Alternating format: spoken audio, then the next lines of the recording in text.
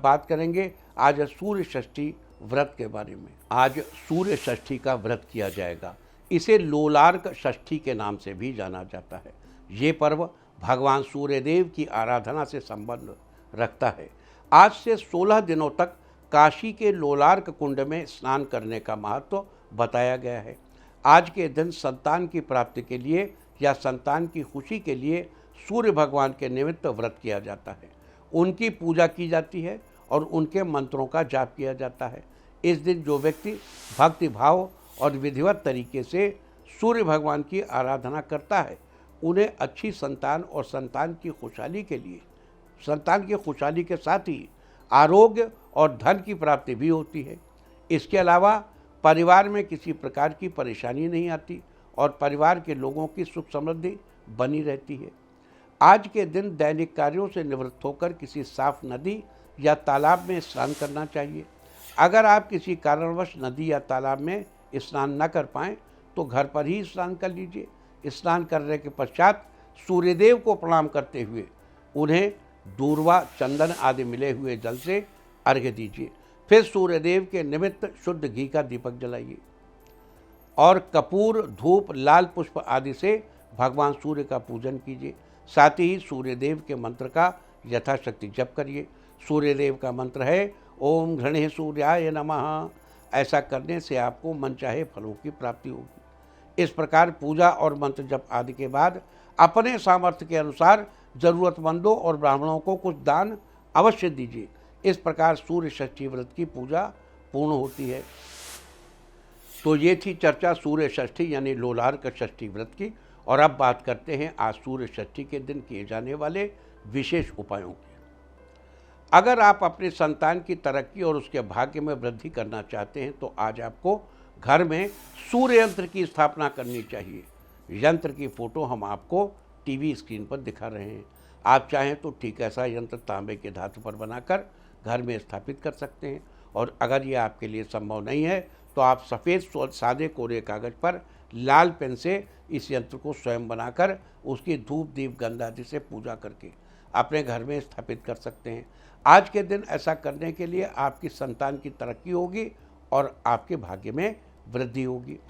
अगर आप अपनी संतान को करियर में सफल बनाना चाहते हैं या जिनकी संतान बिजनेस कर रहे हैं उनके बिजनेस में बढ़ोतरी करना चाहते हैं तो आज सूखा नारियल घिसकर उसमें 1 बूंद बादाम का तेल मिलाकर किसी मंदिर या धर्मस्थल पर दान कीजिए।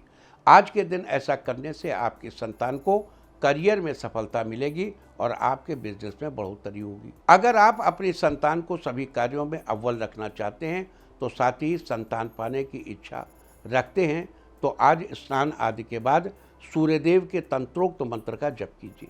मंत्र है ओम ह्रांग ह्रीं ह्रौं स सूर्याय नमः। इस मंत्र का 11 बार जप कीजिए और जाप के बाद मंदिर में गेहूं के दलिए का दान कीजिए।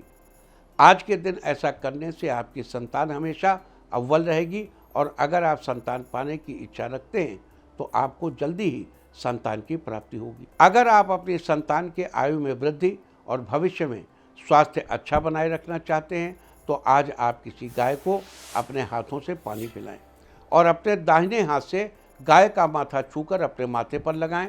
साथ ही अगर घर में कोई बड़ा भाई है तो उसको नमस्कार कीजिए। आज के दिन ऐसा करने से आपकी संतान की आयु में वृद्धि होगी और आपका स्वास्थ्य भी अच्छा रहेगा। अगर आप अपने संतान के जीवन में खुशियां भरना चाहते हैं या उनके दाम्पत्य जीवन को खुशहाल बनाना चाहते हैं तो आज आप स्नान आदि के बाद सूर्यदेव का दर्शन करने के बाद सूर्य गायत्री मंत्र का 21 बार जाप करें। मंत्र है ओम आदित्याय विद्महे सहस्त्रकिरणाय धीमहि तन्नो सूर्य प्रचोदयात। आज के दिन ऐसा करने से आपकी संतान के जीवन में खुशियां भरी रहेंगी और आपका दाम्पत्य जीवन खुशहाल होगा।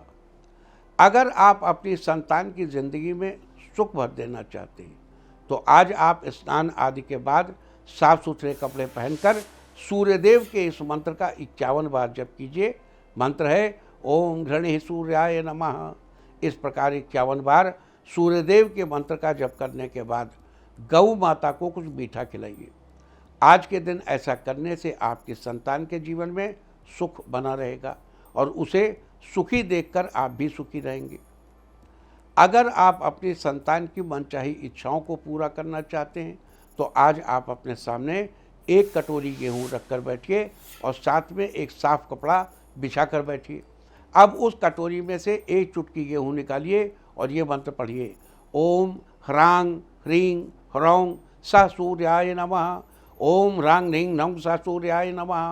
मंत्र पढ़ने के बाद उन गेहूं को उस कपड़े में डाल लीजिए। इस प्रकार आपको 11 बार हाथ में गेहूं लेकर मंत्र पढ़ना है और पढ़ने के बाद वहां रखे कपड़े में डाल देना है।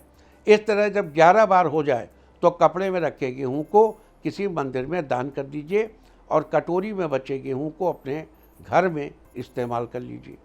आज के दिन ये उपाय करने से आपकी अपनी संतान की इच्छा जरूर पूरी होगी। अगर आप अपनी संतान की बौद्धिक क्षमता का विकास करना चाहते हैं तो आज आप पक्षियों को रोटी का चूरमा बनाकर डालिए और उनके लिए एक मिट्टी के बर्तन में पानी भरकर रखिए।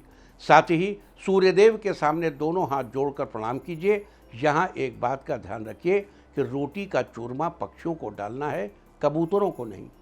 आज के दिन आज ऐसा करने से आपकी संतान की बौद्धिक क्षमता का विकास होगा और आपके जीवन में उन्नति की राह खुलेगी। अगर आप अपनी संतान को आर्थिक रूप से मजबूत बनाना चाहते हैं तो आज आप गेहूं की मीठी रोटियां बनाकर किसी ज़रूरतमंद को खाना खिलाइए।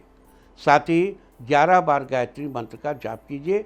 गायत्री मंत्र है, ओम भूर्भुवः स्वः तत्सवितुर्वरेण्यं भर्गो देवस्य धीमहि धियो यो नः प्रचोदयात्।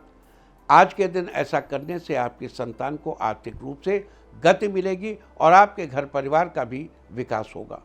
अगर आप चाहते हैं कि आपकी संतान आपके कार्यों में आपका सहयोग करे तो उसके लिए आज आप शरीर पर कोई सोने की या गोल्डन कलर की चीज़ जरूर धारण करें। साथ ही अपने बच्चे को पहनने के लिए कहें। आज के दिन ऐसा करने से आपकी संतान आपके कामों में अपना सहयोग देगी।